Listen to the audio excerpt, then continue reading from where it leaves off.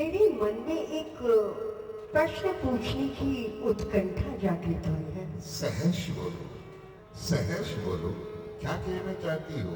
शंभुनाथ, आप जिन प्रभु की भक्ति में इतने तन्मय से लीन रहते हैं, भजन करते रहते हैं, मैं क्षमा कीजिएगा, उनके बारे में विस्तार से जानकारी लेना चाहती हूँ।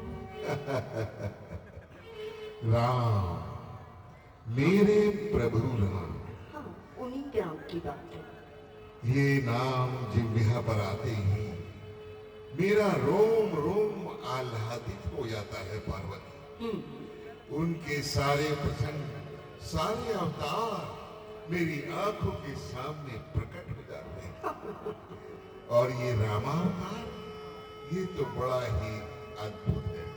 आओ चलो, मैं तुम्हें मार्ग में ही सारा वटान सुनाता हूं। अवश्य प्रभु, चलिए। सुनो पार्वती, एक बार नारद जी अपनी करतल वीणा पर प्रभु का ज्ञान करते हुए हिमगिरी पहाड़ की ओर चले जा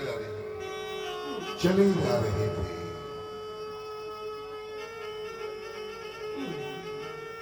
भज मन राम राम राम सीता, भज मन नारायण नारायण नारायण, श्रीमन नारायण नारायण नारायण, भज मन नारायण नारायण नारायण, श्रीमन नारायण नारायण नारायण,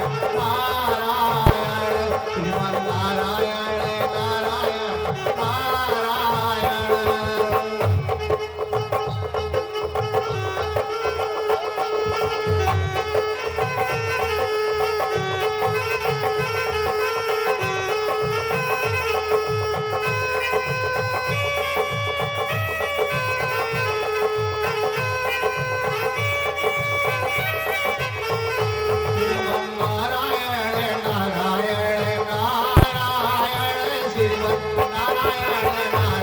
नारायण।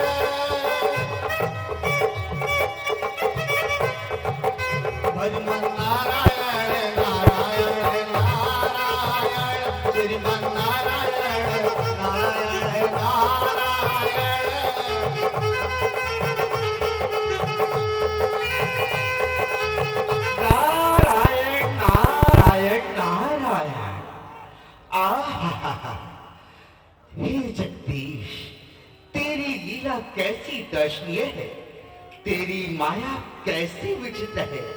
पत्ते पत्ते में तेरी महिमा का चमत्कार दिखाई देता है। नदी के प्रवाह में तेरी लीला का शब्द सुनाई देता है।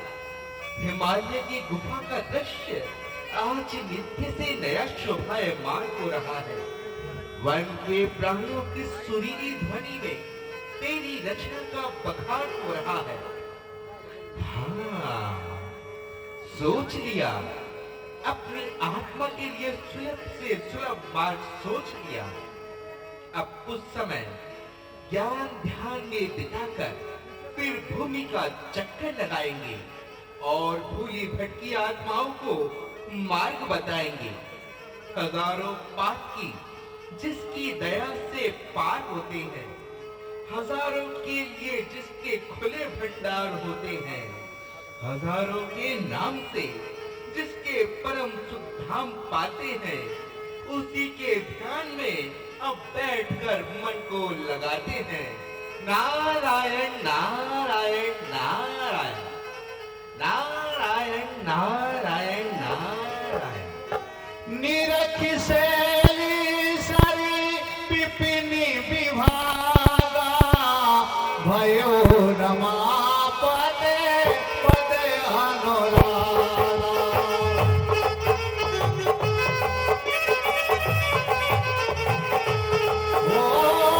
निरख शैली सरी पिपिनी विभागा,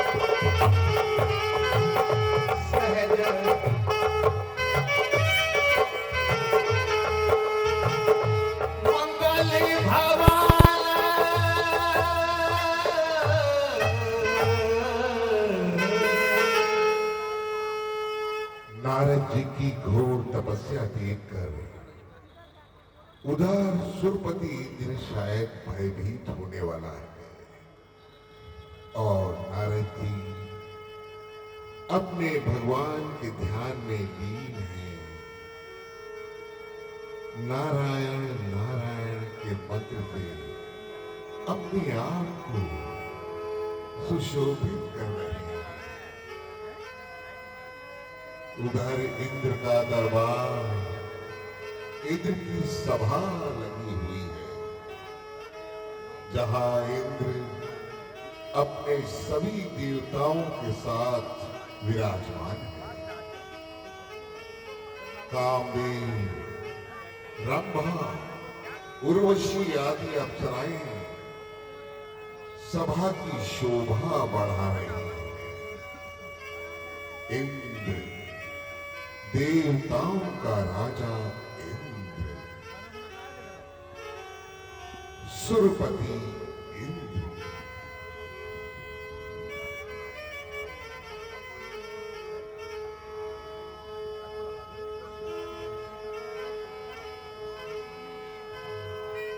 मंत्री जी, आप अप्सराओं को बुलाओ और नृत्य संगीत का रंग जमाओ।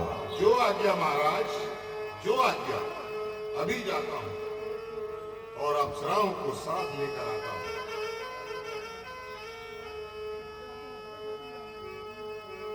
और मंत्री जी चल दिए अप्सराओं को लेने के लिए। अप्सरा स्वयं इंद्र की इच्छा को पहचान कर वहां उपस्थित हो गई।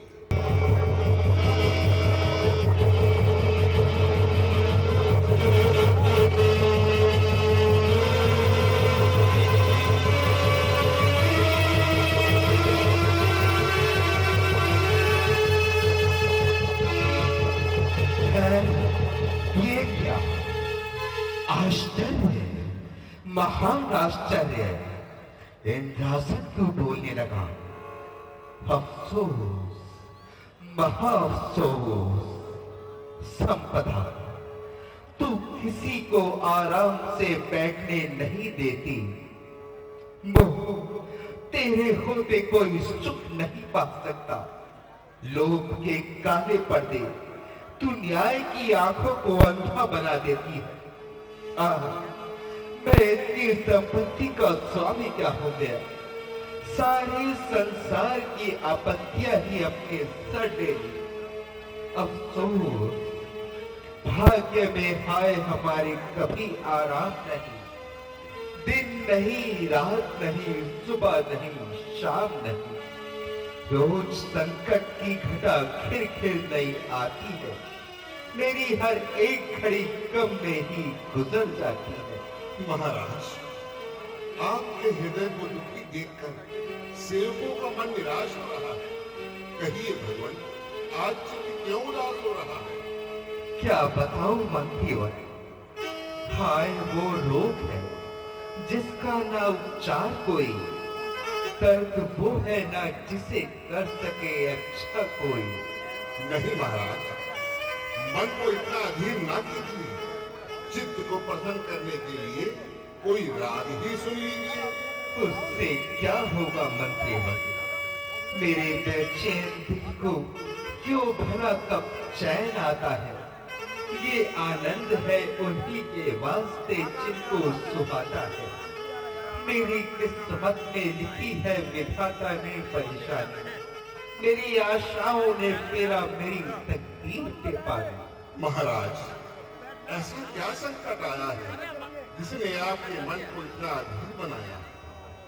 मंत्री जी, अभी आपके सामने इंद्रासन का डोल जाना सब आपके सामने ही हुआ है। हृदय के विचार आपस में लड़ रहे हैं।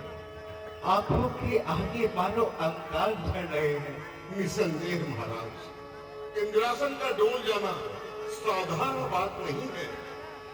जब तक पूरा हो यदि निश्चय है ये बात, इंद्रासन पर ऋषि का होगा तब आघात। सितारा मंद आया है, जो ये अशकुन दिखाया है, मंत्री जी, कामदेव और अप्सराओं, अब तुम ही जाओ और अपने तप से, अपने यौवन से महर्षि नारद का तप भंग करो।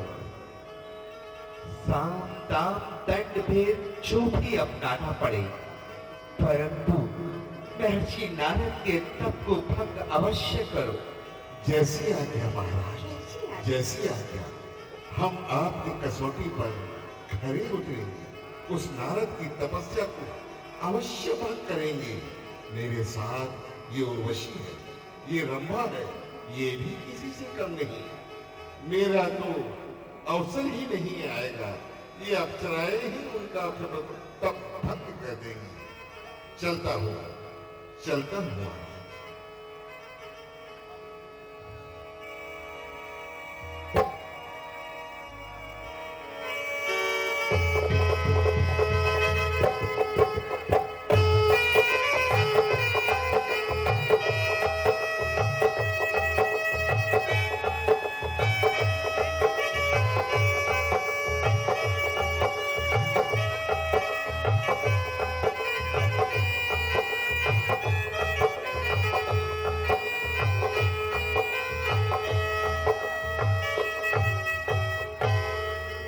कामदेव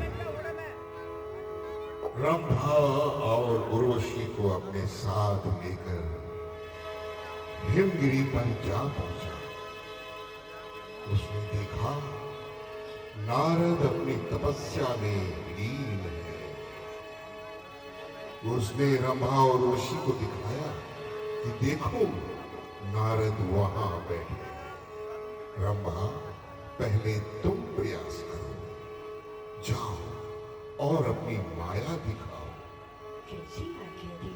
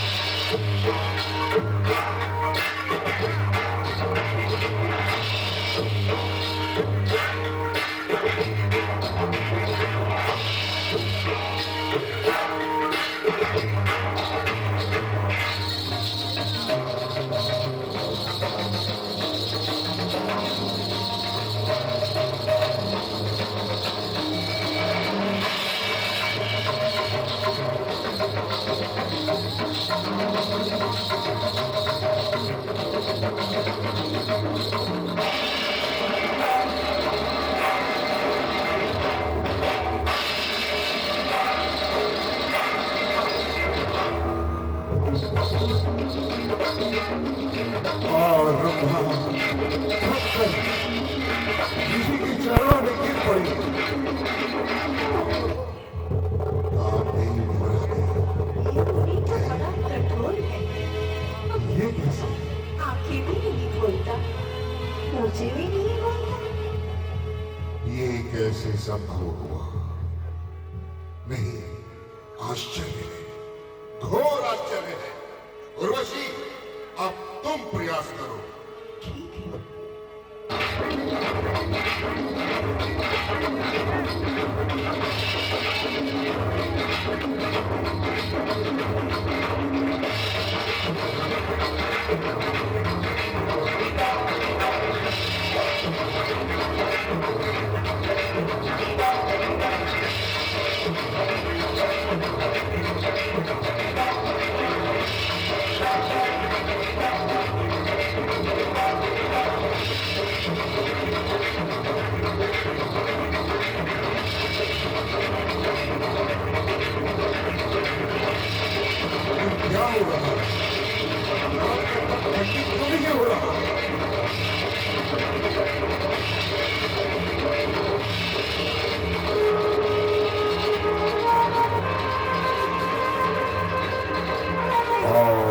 उर्वशी भी थक कर नारद के चरणों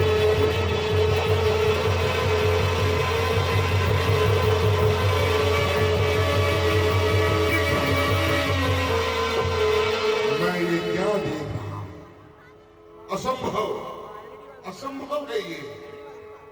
ओह, सुरपति इंद्र की आज्ञा अनुसार स्वर्ग की अप्सराएं भी अपना पराक्रम दिखा चुकी है, परंतु नारद की समाधि ना छुड़ा सकी। अब मैं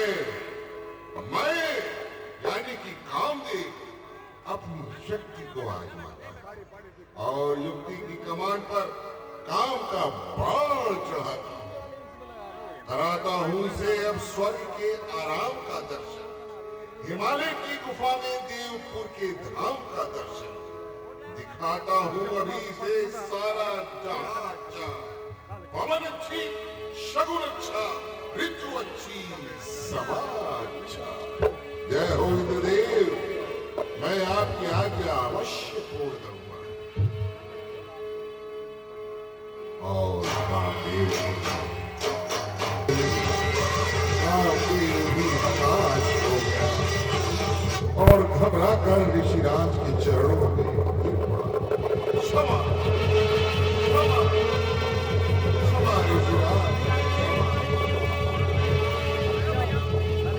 अफसोस, अफसोस, आज स्वर्ग की अप्सराओं का यौवन और कामदेव का मंत्र भी नारद मुनि के तप को खंडित न कर सका। देवराज इंद्र का बड़े से बड़ा प्रयत्न भी इन्हें अपने ज्ञान ध्यान से विचलित न कर सका। तो सुरपति की रक्षा का बहार उठाया और फिर अपनी शक्ति को ही निस्तेज बनाया। निसंदेह मैंने बुरा किया जो नारद जैसे महर्षि के सामने चला आया। एक सच्चे योगेश्वर को ध्यान से विचलित करने का पूरा उपाय। हाँ, अब यदि ऋषिराज क्रोध कर जाएंगे तो जन्म जन्मांतरों के बदले उतर जाएंगे। क्षमा, क्षमा ब्रह्म ऋषि, क्षमा, क्षमा। ये अभिमानी कामदेव अपनी शक्ति पर भूला फिरता था, अहंकार वश अपना पराक्रम भूला फिरता था, न समझा मोह में अपने निरादर का होता है। मेरा अभिमान मेरे रास्ते में शूल होता है। हुआ है आज तक दुनिया में सिर अभिमान का नीचा, बिताना पड़ता है जीवन सदा अपमान का नीचा। क्षमा, क्षमा महर्षि, क्षमा, क्षमा।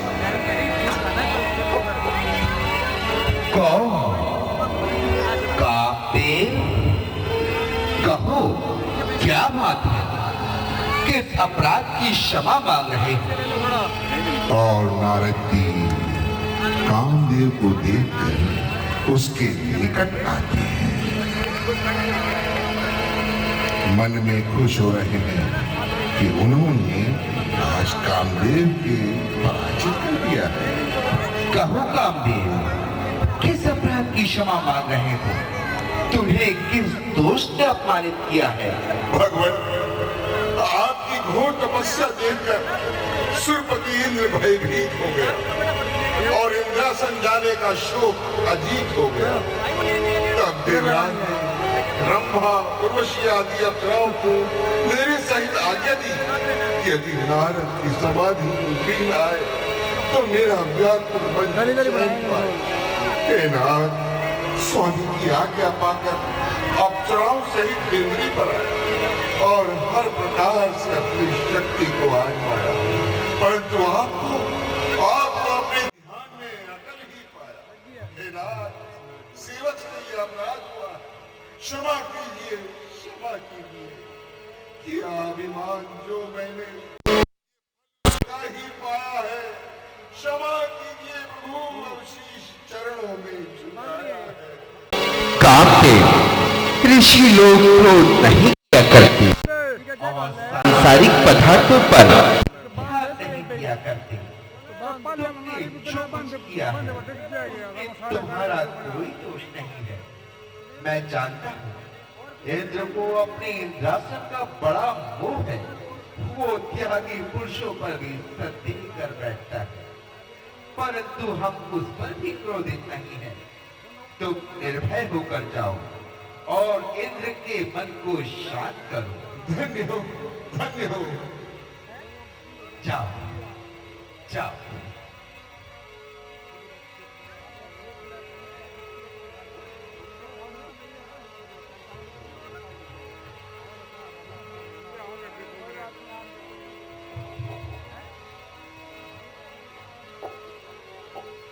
अच्छा करो नाई चरण श्री आयस पाई, गयो मदन तब सहत सहाय।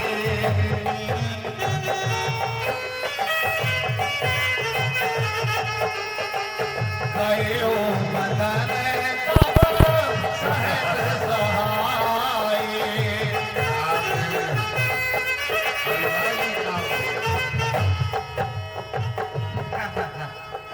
कामदेव, अभिमानी कामदेव, नाशवान कामना का दास, इंद्र के द्वार पर पड़ा रहने वाला भिखारी और महर्षि नारद से युद्ध की तैयारी।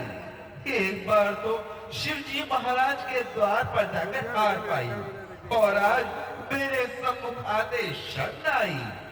कामदेव ने समझा होगा कि मैं अपने बल से नारद को अपने अधीन कर लूंगा, किंतु यहाँ आकर बेचारे ने अपना ही कुछ बिगाड़ा। लो देख लो, आज मैंने बुरी तरह पछाड़ा। अब मैं महाराज ब्रह्मा जी के पास जाता हूँ और अपनी विजय का समाचार सुनाता हूँ। नारायण नारायण नारायण। भजमन नारायण नारायण नारायण, भजमन नारायण।